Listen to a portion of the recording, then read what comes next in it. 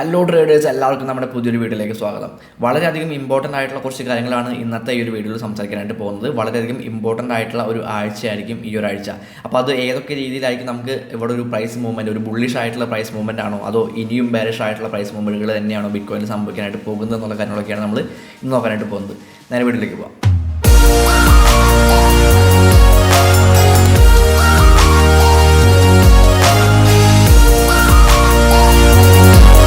ഇപ്പോൾ നമ്മൾ നിൽക്കുന്നത് ബിറ്റ്കോയിൻ്റെ ഒരു വീക്ക്ലി ടൈം ഫ്രെയിമിലുള്ള $US പെയറിലുള്ള ഒരു ചാർട്ടിലാണ് നിൽക്കുന്നത്. ആൻഡ് ഇവിടെ കഴിഞ്ഞ ആഴ്ചകളിൽ ഫോം ആയിട്ടുള്ള വീക്ക്ലി ക്യാൻഡിൽസ് നോക്കുകയാണെന്നുണ്ടെങ്കിൽ നമുക്ക് കുറച്ച് കാര്യങ്ങൾ മനസ്സിലാക്കാൻ പറ്റുന്നുണ്ട്.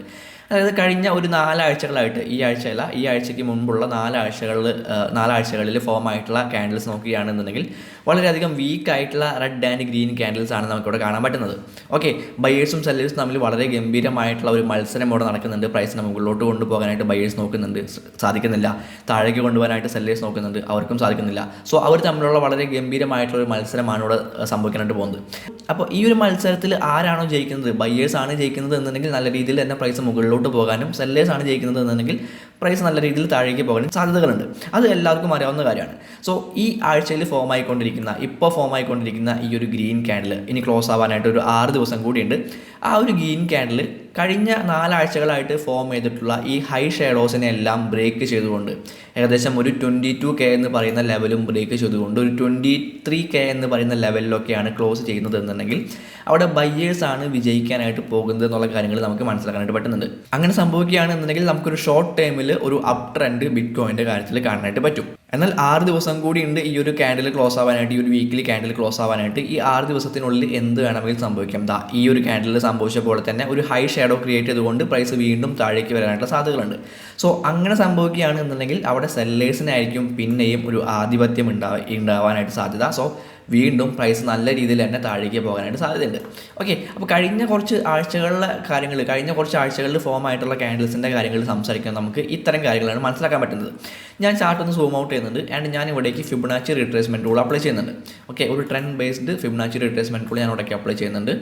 ആൻഡ് ഈ ഒരു ടൂൾ നോക്കുകയാണെന്നുണ്ടെങ്കിൽ നമുക്ക് ഇതിൻ്റെ 0.78% എന്ന് പറയുന്ന ലെവല് ഇപ്പോൾ പ്രൈസ് നിൽക്കുന്ന അതേ ഏരിയയിലാണ് എന്നുള്ള കാര്യങ്ങൾ മനസ്സിലാക്കാനായിട്ട് പറ്റുന്നുണ്ട്. അതായത് ഇത് കൃത്യമായിട്ടുള്ള സപ്പോർട്ട് ഏരിയ ആയിട്ട് ആക്ട് ചെയ്യേണ്ട ഒരു ലെവലാണ്. ആ ഏരിയയും ബ്രേക്ക് ചെയ്തുകൊണ്ട്, അതായത് 22K എന്ന് പറയുന്ന ഈ ലെവല് കൃത്യമായിട്ടുള്ള സപ്പോർട്ട് ഏരിയ ആയിട്ട് ആക്ട് ചെയ്യേണ്ട ലെവലായിരുന്നു.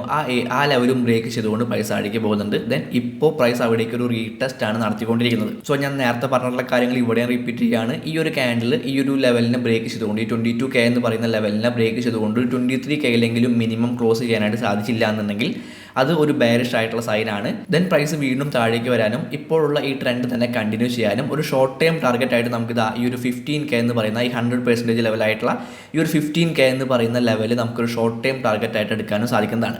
ഓക്കെ, അപ്പോൾ ഇത്രയും കാര്യങ്ങളാണ് നമുക്ക് വീക്ക്ലി ടൈം ഫ്രെയിമിൽ കാണാനായിട്ട് പറ്റുന്നത്. അപ്പോൾ ബെയറിഷ് ആയിട്ടുള്ള ടാർഗറ്റ് മാത്രമേ പറഞ്ഞിട്ടുള്ളൂ. ഒരു ബുള്ളിഷ് ആയിട്ടുള്ള ടാർഗറ്റ് ആണ് എന്നുണ്ടെങ്കിൽ നമ്മുടെ അടുത്ത ടാർഗറ്റ് വരുന്നത് 27K എന്ന് പറയുന്ന ഈ ഒരു ലെവലായിരിക്കും. ഈ ഒരു 0 എന്ന് പറയുന്ന ലെവൽ, 0.72 എന്ന് പറയുന്ന ലെവൽ ബ്രേക്ക് ചെയ്ത് കഴിഞ്ഞിട്ടുണ്ടെങ്കിൽ പിന്നീട് വരുന്ന ഇമ്പോർട്ടൻറ്റ് ഫിബൊനാച്ചി ലെവൽ എന്ന് പറയുന്നത് 0.61 ലെവൽ എന്ന് പറയുന്ന 27K എന്ന് പറയുന്ന ഈ ഒരു ലെവലായിരിക്കും. അപ്പോൾ ഒരു ബുള്ളിഷ് ആണ് എന്നുണ്ടെങ്കിൽ ഒരു ഷോർട്ട് ടൈം ടാർഗറ്റ് ആയിട്ട് നമുക്ക് 27Kയും, ബെയറിഷ് ആണ് എന്നുണ്ടെങ്കിൽ ഷോർട്ട് ടൈം ടാർഗറ്റ് ആയിട്ട് ഒരു 15Kയും നമുക്കിവിടെ വയ്ക്കാനായിട്ട് സാധിക്കും. ഓക്കെ, അപ്പോൾ വീക്കിലി ടൈം ഫ്രെയിമിൽ നിന്ന് നമുക്ക് ഇത്രയും ചെറിയ കാര്യങ്ങളാണ് നമുക്ക് മനസ്സിലാക്കാൻ സാധിക്കുന്നത്. ഇനി നമുക്കൊരു ഡെയിലി ടൈം ഫ്രെയിമിലേക്ക് പോകാം. ഞാൻ ഈ ഡ്രോയിങ്സ് എല്ലാം ഒന്ന് ക്ലിയർ ചെയ്യുന്നുണ്ട്. ആൻഡ് നമുക്ക് ഡെയിലി ടൈം ഫ്രെയിമിലേക്ക് പോകാം. ഡെയിലി ടൈം ഫ്രെയിമിലേക്ക് പോയി കഴിഞ്ഞിട്ടുണ്ടെങ്കിൽ നമുക്ക് ഈ ഏരിയയിലേക്ക്, അതായത് കഴിഞ്ഞ കുറച്ച് ദിവസങ്ങളായിട്ട് ഫോം ആയിക്കൊണ്ടിരിക്കുന്ന ക്യാൻഡിൽസ് നോക്കുകയാണെന്നുണ്ടെങ്കിൽ കൃത്യമായിട്ട് ഒരു സൈഡ് വേസ് ട്രെൻഡാണ്, അല്ലെങ്കിൽ സൈഡ് വേസ് ആയിട്ടുള്ള ഒരു മാർക്കറ്റാണ് നമുക്ക് കൃത്യമായിട്ട് പറയാൻ പറ്റുന്നുണ്ട്. ഈ രീതിയിൽ ഒരു സൈഡ് വേസ് ആയിട്ടുള്ള ഒരു മാർക്കറ്റാണ്. അപ്പോൾ സൈഡ് വേസ് ആയിട്ടുള്ള ഒരു മാർക്കറ്റിന് ഒരു പ്രത്യേകത ഉണ്ട്. അതായത് ഏത് ഡയറക്ഷനിലേക്കാണ് ഒരു ബ്രേക്ക് ഔട്ട് സംഭവിക്കുന്നത് ആ ഒരു ഡയറക്ഷനിലേക്ക് അത്യാവശ്യം നല്ല രീതിയിലുള്ള ഒരു മൂവ്മെൻറ്റ് നമുക്ക് അവിടെ നിന്ന് കിട്ടാൻ സാധ്യതയുണ്ട്. അപ്പോൾ അത് തന്നെയാണ് നമുക്ക് ഇവിടെയും പ്രതീക്ഷിക്കാനായിട്ട് സാധിക്കുന്നത്. അതായത് ഇവിടെ നിന്ന് പ്രൈസ് ഒരു ബ്രേക്ക് ഔട്ട് സംഭവിക്കുകയാണെന്നുണ്ടെങ്കിൽ ഈ ഒരു സൈഡ് വേസ് ട്രെൻഡിൽ നിന്നും പ്രൈസിന് ഈ ഒരു ട്രെൻഡ് ലൈനിൽ നിന്നും പ്രൈസിന് ഒരു ബ്രേക്ക് ഔട്ട് സംഭവിക്കുകയാണെന്നുണ്ടെങ്കിൽ അത്യാവശ്യം നല്ല രീതിയിലുള്ള ഒരു ഷോർട്ട് ടൈം ആയിട്ടുള്ള ഒരു അപ് ട്രെൻഡ് തന്നെ നമുക്ക് ഇവിടെ നിന്ന് ബിറ്റ്കോയിനിൽ പ്രതീക്ഷിക്കാവുന്നതാണ്. എന്നാൽ ഒരു കാര്യം കൂടി നമ്മളോട് ശ്രദ്ധിക്കേണ്ടതുണ്ട്. ഏകദേശം ഇതേ പാറ്റേൺ തന്നെയായിരുന്നു ഇവിടെയും ഫോം ആയിട്ടുണ്ടായിരുന്നത്. ഈ രീതിയിലുള്ള ഒരു സൈഡ് വേസ് ആയിട്ടുള്ള ഒരു മൂവ്മെൻറ്റ് തന്നെയായിരുന്നു നമുക്ക് ഇവിടെയും കിട്ടിയിട്ടുണ്ടായിരുന്നത്. ആൻഡ് ഇവിടെ സംഭവിച്ചിട്ടുള്ളത് നല്ല രീതിയിലുള്ള ഒരു ഡൗൺ മൂവ്മെൻ്റ് ആണ് ഇവിടെ സംഭവിച്ചിട്ടുള്ളത്. അപ്പോൾ ഇവിടെ സംഭവിച്ചിട്ടുള്ള അതേ കാര്യം തന്നെ ഇവിടെയും സംഭവിക്കുകയാണ് എന്നുണ്ടെങ്കിൽ നമുക്ക് നല്ല രീതിയിലുള്ള ഒരു ഡൗൺ മൂവ്മെൻറ്റ് തന്നെ ബിറ്റ്കോയിൻ്റെ കാര്യത്തിൽ പ്രതീക്ഷിക്കാവുന്നതാണ്. ഞാൻ CPR ഇൻഡിക്കേറ്ററോടേക്ക് കൊണ്ടുവരുന്നുണ്ട്. ആൻഡ് ഇപ്പോൾ പ്രൈസ് നിൽക്കുന്നത് നമുക്ക് കഴിഞ്ഞ കുറച്ച് ദിവസങ്ങൾക്ക് മുമ്പ് ഏത് CPR ലെവലിൽ നിന്നുമാണോ ഒരു റിജക്ഷൻ കിട്ടിയിട്ടുള്ളത്, ക്യാൻഡിൽസിൽ ഏത് മന്ത്ലി CPR ലെവൽസിൽ നിന്നുമാണോ ഒരു റിജക്ഷൻ കിട്ടിയിട്ടുള്ളത് അതേ ലെവലിൽ തന്നെയാണ് നമ്മളിപ്പോൾ നിൽക്കുന്നത്. ഒരു 22K എന്ന് പറയുന്ന അതേ ലെവലിൽ തന്നെയാണ് നമുക്കിവിടെ കൃത്യമായിട്ട് കാണാൻ പറ്റുന്ന ഒരു ഏരിയ ആണ്. ഓക്കെ, അപ്പോൾ ഈ ഒരു ലെവൽ ബ്രേക്ക് ചെയ്യാതെ നമുക്ക് ഒന്നും തന്നെ നിലവിൽ പറയാൻ സാധിക്കില്ല. ബ്രേക്ക് ചെയ്ത് കഴിഞ്ഞാൽ മാത്രമേ നമുക്കതൊരു ബുള്ളിഷ് ആയിട്ടുള്ള മൂവ്മെൻ്റ് ആയി മാറൂ, അല്ലെങ്കിൽ സ്റ്റിൽ ബെയറിഷ് ആയിട്ടുള്ള മൂവ്മെൻറ്റ് തന്നെ ആവുമോ എന്നുള്ള കാര്യങ്ങൾ നമുക്ക് ഉറപ്പിക്കാൻ പറ്റുള്ളൂ. അപ്പോൾ നമ്മൾ സാധാരണ ഈ CPR ലെവലിലെ ഈ 3 ലൈനുകളും നമ്മൾ ഇമ്പോർട്ടൻ്റ് ആയിട്ടുള്ള ഏരിയാസ് ആയിട്ട് എടുക്കാറുണ്ട്. പക്ഷേ ഇവിടുത്തെ കാര്യം നോക്കുകയാണെന്നുണ്ടെങ്കിൽ നമുക്ക് ഏറ്റവും താഴെയുള്ള ഈ ഒരു CPR ലെവലും അതുപോലെ തന്നെ ഏറ്റവും സെൻറ്ററിലുള്ള ഈ ഒരു CPR ലെവലും മാത്രം നമുക്ക് തൽക്കാലത്തേക്ക് എടുക്കാം. ഓക്കെ, അതായത് 21K മുതൽ 23K വരെയുള്ള ഒരു ഏരിയയാണ് നമുക്ക് ഇവിടെ ഗംഭീരമായിട്ടുള്ള ഒരു റിജക്ഷൻ കിട്ടാനും അല്ലെങ്കിൽ ഒരു ട്രെൻഡ് റിവേഴ്സലിന് കാരണമായേക്കാവുന്ന ഒരു ഏരിയ ആയിട്ട് മാറാൻ സാധിക്കുന്ന ഒരു ഏരിയ എന്ന് പറയുന്നത് ഈ ഒരു ഏരിയ ആണ്. അപ്പോൾ ഇവിടെ നിന്നൊരു റിജക്ഷൻ കിട്ടുകയാണ് എന്നുണ്ടെങ്കിൽ പിന്നീട് നമ്മുടെ മന്ത്ലി സപ്പോർട്ട് വരുന്നത് 14K എന്ന് പറയുന്ന ഒരു ലെവലിലായിരിക്കും. ഓക്കെ, അപ്പോൾ നമുക്ക് നേരത്തെ വീക്ക്ലി ടൈം ഫ്രെയിമിൽ നമുക്കൊരു 15K എന്ന് പറയുന്ന ഒരു ലെവലായിരുന്നു കിട്ടിയിട്ടുണ്ടായിരുന്നത്. ആൻഡ് ഇവിടെ നമുക്കൊരു 14K എന്ന് പറയുന്ന ലെവൽ കിട്ടുന്നുണ്ട്. ഓക്കെ, അപ്പോൾ ഏകദേശം ആ ഒരു ഏരിയ നോക്കുകയാണെങ്കിൽ 14K മുതൽ 15K വരെയുള്ള ഈ ഒരു ഏരിയ നോക്കുകയാണ് എന്നുണ്ടെങ്കിൽ നമുക്ക് മുൻപ് എപ്പോഴെങ്കിലും ഈ ഒരു ഏരിയ ഇമ്പോർട്ടൻ്റ് ആയിട്ടുള്ള ഏരിയ ആയിട്ട് മാറിയിട്ടുണ്ടോ നമുക്ക് നോക്കാം. ഞാൻ ഈ ഒരു ഏരിയ സൈഡിലോട്ടൊന്ന് നീട്ടി വരയ്ക്കുകയാണ്. ആൻഡ് നീട്ടി വരച്ച് കഴിഞ്ഞാൽ നമുക്ക് കാണാൻ പറ്റുന്ന കുറച്ച് കാര്യങ്ങളുണ്ട്. ഈ രീതിയിൽ നമ്മുടെ 2019 ഒരു ഹൈ ആയിട്ട് വളരെ ഇമ്പോർട്ടൻ്റ് ആയിട്ടുള്ള ഒരു ഹൈ ഏരിയ ആയിട്ട് ഈ ഒരു 15K മുതൽ ഏകദേശം ഒരു 13K വരെ നമ്മൾ മുൻപുള്ള വീഡിയോയിൽ പറഞ്ഞിട്ടുള്ളതാണ്, ആ ഒരു ഏരിയ മാറിയിട്ടുണ്ട്. സോ ഇവിടെ നിന്ന് റിജക്ഷൻ കിട്ടുകയാണെന്നുണ്ടെങ്കിൽ ഈ ഒരു CPR ലെവലിൽ നിന്നും മന്ത്ലി CPR ലെവലിൽ നിന്നും പ്രൈസിന് റിജക്ഷൻ കിട്ടുകയാണെന്നുണ്ടെങ്കിൽ, അതായത് അടുത്ത ദിവസമോ അല്ലെങ്കിൽ അടുത്ത 1-2 ദിവസങ്ങളിലോ നമുക്കൊരു റിജക്ഷൻ കിട്ടുകയാണെന്നുണ്ടെങ്കിൽ അത് വളരെ ഗംഭീരമായിട്ടുള്ള ഒരു ഡൗൺ മൂവ്മെൻറ്റിന് കാരണമായേക്കാവുന്ന ഒരു റിജക്ഷൻ ആയിരിക്കും. സോ തീർച്ചയായിട്ടും ഈ ഒരു ഏരിയ, പ്രൈസ് ഇപ്പോൾ നിൽക്കുന്ന ഈ ഒരു ഏരിയ, ഈ ഒരു ആഴ്ച നമ്മൾ തീർച്ചയായിട്ടും ശ്രദ്ധിക്കേണ്ടതാണ്. ആൻഡ് ഞാൻ വീണ്ടും ഈ ഒരു CPR ലെവലിൽ ഞാൻ കളയുന്നുണ്ട്. ആൻഡ് ഈ ഡ്രോയിങ്സ് എല്ലാം ഒന്ന് ഞാൻ ക്ലിയർ ചെയ്യുന്നുണ്ട്, ചാർട്ട് ഒന്ന് സൂം ഔട്ട് ചെയ്യുന്നുണ്ട്. ആൻഡ് നമുക്ക് ഇവിടെ കൃത്യമായിട്ട് കാണാൻ പറ്റുന്ന ഒരു ചാർട്ട് പാറ്റേൺ ഉണ്ട്. ഒരു പാരലൽ ചാനൽ നമുക്ക് ഇവിടെയും വരയ്ക്കാനായിട്ട് പറ്റുന്നുണ്ട്. ഈ രീതിയിൽ ഒരു പാരലൽ ചാനൽ നമുക്ക് ഇവിടെയും വരയ്ക്കാൻ പറ്റുന്നുണ്ട്. ഓക്കെ, അപ്പോൾ ഈ ഒരു പാരലൽ ചാനലിൻ്റെ പ്രത്യേകത എന്താണെന്ന് വെച്ചിട്ടുണ്ടെങ്കിൽ, ഈ പാരലൽ ചാനലിൽ പ്രധാനമായിട്ടും 3 ലെവൽസ് ആയിരിക്കും ഉണ്ടായിരിക്കുക, 3 ലൈൻസ് ആയിരിക്കും ഉണ്ടായിരിക്കുക. ഒരു അപ്പർ ട്രെൻഡ് ലൈൻ ഉണ്ടാവും, ഒരു ലോവർ ട്രെൻഡ് ലൈൻ ഉണ്ടാവും, ആൻഡ് ഒരു സെൻറ്റർ ട്രെൻഡ് ലൈൻ ഉണ്ടായിരിക്കും. അപ്പോൾ ഈ ഒരു അപ്പർ ട്രെൻഡ് ലൈനിൽ നമുക്ക് റെസിസ്റ്റൻസ് ആയിട്ട് പ്രൈസ് ഒരു റെസിസ്റ്റൻസ് എടുത്തുകൊണ്ട് മൂവ് ചെയ്യുന്ന കാണാനായിട്ട് പറ്റും. അതുപോലെ തന്നെ ഈ ഒരു ലോവർ ട്രെൻഡ് ലൈനിൽ പ്രൈസ് ഒരു സപ്പോർട്ട് എടുത്തുകൊണ്ട് മൂവ് ചെയ്യുന്നതും കാണാനായിട്ട് പറ്റും. അതുപോലെ തന്നെ ഈ ഒരു സെൻറ്റർ ലൈനിലും ഈ ഒരു സെൻറ്റർ ട്രെൻഡ് ലൈനിലും പ്രൈസിന് ഒരു റെസിസ്റ്റൻസ് അല്ലെങ്കിൽ സപ്പോർട്ടായിട്ട് പ്രൈസ് ആക്ട് ചെയ്യുന്നത് നമുക്ക് കാണാനായിട്ട് പറ്റുന്നുണ്ട്.